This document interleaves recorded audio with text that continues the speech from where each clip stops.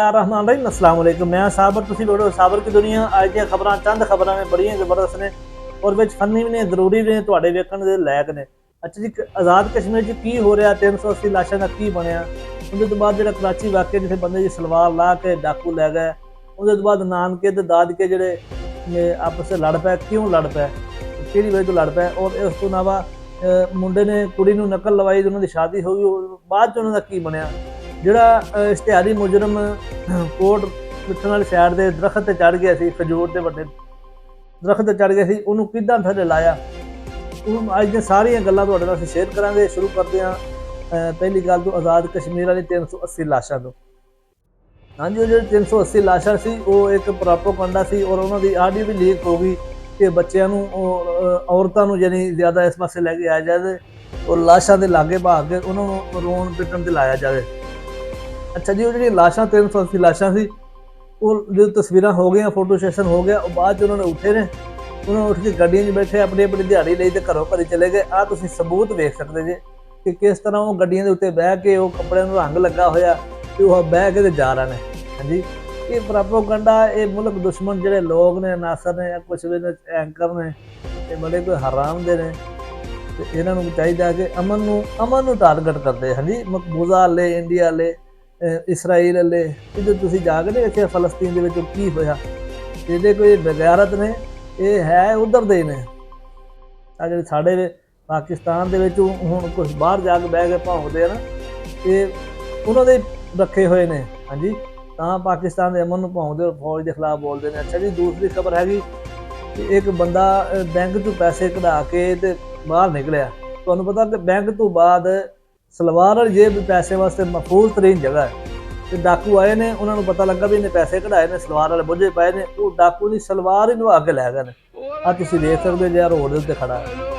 ਅੱਛਾ ਜੀ, ਉਹ ਇੱਕ ਕੋਟ ਮਿੱਠਣ ਇੱਕ ਇਸ਼ਤਿਹਾਰੀ ਮੁਜਰਮ ਸੀ, ਉਹ ਖਜੂਰ ਦੇ ਦਰਖਤ ਤੇ ਚੜ ਗਿਆ। ਜਦੋਂ ਪਤਾ ਲੱਗਾ ਪੁਲਿਸ ਆ ਗਈ ਮਗਰ, ਉਹਨਾਂ ਨੇ ਬੜੇ ਉਹਨੂੰ ਆਖਿਆ ਵੀ ਤੂੰ ਥੱਲੇ ਲੱਥਿਆ, ਤੈਨੂੰ ਕੁਛ ਨਹੀਂ ਆਉਂਦੇ, ਆ ਪੁਲਿਸ ਵਾਲਾ ਉਹਨੂੰ ਕਹਿ ਰਿਹਾ। ਤੇ ਉਹਦੇ ਤੋਂ ਬਾਅਦ ਉਹ ਨਾਲ ਲੱਥਿਆ ਤੇ ਸ਼ਾਮ ਤੱਕ ਉਹਨਾਂ ਨੇ ਇਹ ਫੈਸਲਾ ਕੀਤਾ, ਨਾ ਉਹਨੇ ਹਾਰ ਮੰਨੀ ਨਾ ਇਹਨਾਂ ਨੇ ਹਾਰ ਮੰਨੀ, ਪੁਲਿਸ ਵਾਲੇ, ਪੰਜਾਬ ਪੁਲਿਸ ਨੇ। ਅੱਛਾ, ਬਾਅਦ ਸ਼ਾਮ ਨੂੰ ਦਰਖਤ ਕੱਢ ਕੇ ਉਹਨੂੰ ਲਾਇਆ ਥੱਲੇ। ਅੱਛਾ, ਉਹ ਕੋਈ ਪਾਸੇ ਨੇ ਹਾਰ ਨਾ ਮੰਨੀ, ਦਰਖਤ ਇੱਕ ਪੁਰਾਣਾ ਦਰਖਤ ਇੱਕ ਖਜੂਰ ਦਾ ਕੱਟ ਕੇ ਲਾਉਣਾ ਪਿਆ। ਆ ਦੂਸਰਾ ਜੀ, ਬੱਚਾ ਪੈਦਾ ਹੋਇਆ ਤੇ ਨਾਨਕੇ ਆਖਿਆ ਨਾ ਅਸੀਂ ਰੱਖਣਾ, ਦਾਦਕੇ ਆਖਿਆ ਨਾ ਅਸੀਂ ਰੱਖਣਾ, ਦੋਵੇਂ ਪਾਰਟੀਆਂ ਦੇ ਬਹਿਸ ਹੁੰਦੀ ਲੜਾਈ ਹੱਥੋਂ ਪਾਈ ਤੇ ਕੰਮ ਚਲਾ ਗਿਆ। ਆਹ ਤੁਸੀਂ ਵੇਖ ਲਓ, ਡਾਂਗੋ ਡਾਂਗੀ ਹੋਇਆ ਪਿਆ ਕੰਮ। ਘਰ ਚੋਂ ਗੱਲ ਨਿਕਲ ਕੇ ਬਾਹਰ ਬਾਜ਼ਾਰ 'ਚ ਚੌਂਕ 'ਚ ਆ ਗਈ, ਚਾਚਾ ਮਾਮਾ ਤੇ ਫੁੱਫੀ ਜ਼ਖਮੀ ਹੋ ਗਏ ਔਰ ਬੱਚੇ ਦਾ ਨਾਂ ਹਾਲੇ ਤੱਕ ਵੀ ਨਾ ਰੱਖਿਆ ਜਾ ਸਕਿਆ। ਇੱਦਾਂ ਦੇ ਮੁਸ਼ਕਿਲ ਫੈਸਲੇ ਕਰਨੇ ਵਡੇਰਿਆਂ ਦੇ ਕੰਮ ਹੁੰਦੇ ਆ। ਨਾ ਰੱਖਣਾ ਕੋਈ ਨਾ, ਤੁਸੀਂ ਰੱਖ ਲਓ। ਔਰ ਆਹ ਮੁੰਡਾ ਜਿਹੜਾ, ਆਹ ਕੁੜੀ ਤੇ ਮੁੰਡਾ, ਇਹਨਾਂ ਨੇ ਇੱਕ ਦੂਜੇ ਨੂੰ ਨਕਲ ਲਵਾਈ। ਮੁੰਡੇ ਨੇ ਕੁੜੀ ਨੂੰ ਨਕਲ ਲਵਾਈ ਪੇਪਰ ਦੇ ਵਿੱਚ ਤੇ ਦੋਵੇਂ ਨਕਲ ਲਵਾਉਣ ਤੇ ਕੁੜੀ ਉਹਦੇ ਨਾਲ ਰਜ਼ਾਮੰਦ ਹੋ ਗਈ ਸ਼ਾਦੀ ਕਰਨ ਦੀ। ਉਹਨਾਂ ਨੇ ਸ਼ਾਦੀ ਕਰ ਲਈ ਤੇ ਬਾਅਦ ਜਦੋਂ ਰਿਜ਼ਲਟ ਆਇਆ ਤਾਂ ਦੋਵੇਂ ਹੀ ਫੇਲ ਹੋ ਗਏ।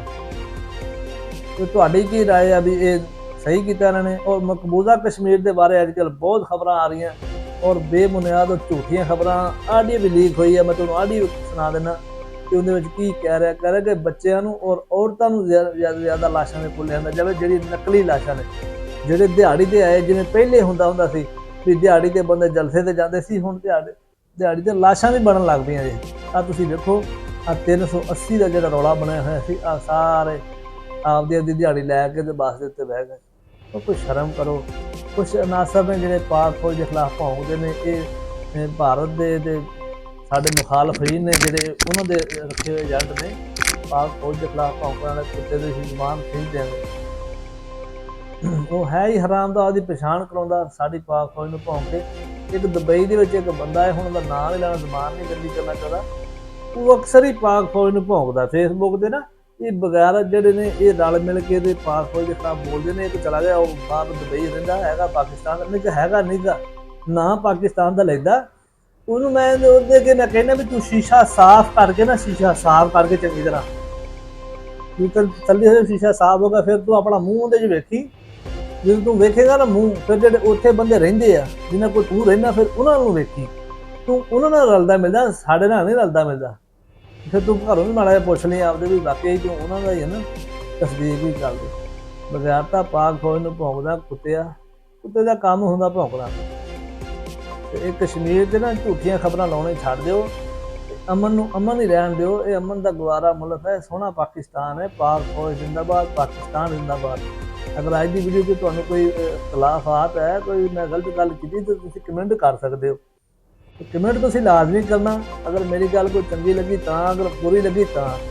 ਕਮੈਂਟ ਤੁਸੀਂ ਕਰਨਾ, ਅੱਛਾ ਵੀ ਕਰੋ ਮਾੜਾ ਵੀ ਕਰ ਸਕਦੇ, ਲੇਕਿਨ ਤੁਸੀਂ ਕਮੈਂਟ ਕਰੋਗੇ ਉਹਦੇ ਵਿੱਚ ਤੁਹਾਡੀ ਪਤਾ ਲੱਗੋ ਤੁਸੀਂ ਕਿੰਨੀ ਕੁ ਸ਼ਖਸੀਅਤ ਦੇ ਮਾਲਕ ਜੇ, ਤੁਸੀਂ ਕੀ ਜੇ। ਇਹ ਕਮੈਂਟ ਕਰਨਾ ਕਿ ਤੁਹਾਨੂੰ ਪਤਾ ਲੱਗੇ ਹਾਂ ਵੀ ਤੁਸੀਂ ਅੱਛੇ ਜੇ ਜਾਂ ਬੁਰੇ ਜੇ। ਤੇ ਅਗਰ ਤੁਸੀਂ ਚੈਨਲ ਤੇ ਪਹਿਲੀ ਵਾਰ ਆਏ ਤਾਂ ਚੈਨਲ ਨੂੰ ਜ਼ਰੂਰ ਸਬਸਕ੍ਰਾइब कर लो। ਸਾਨੂੰ ਦਿਓ इजाजत। अल्लाह हाफ़िज़। है कि सब लोग ऑपरेशन के लिए तैयारी करो। जब ऑपरेशन शुरू होगा तो लोगों को जज्बाती करके हम सब ने भाग जाना। याद रखो, तहरीक चलाने के लिए कुर्बानी बहुत ज़रूरी है। हदायत यही है कि बस भाग जाना। लेकिन हम लोगों को इधर दाखिल हुआ, कल दाखिल हुआ, इन्हें दो दिन में मैं देखा कल लगी है हमारे को चली कि मैं बहुत मार है कल तक कोर्ट मेडिकल कल भी रोकी है, भी रोकी मैं देखा ना सूर्य कह रहे हैं, देखी सुनिए कह रहे हैं और लगे इन्हें छोड़ने ने इन्हें बड़ी बेशर्मी होनी, बड़ी रात की बड़ी फील करवाई है सारे अपने लीडर। वो गल सही नहीं फैसला लोग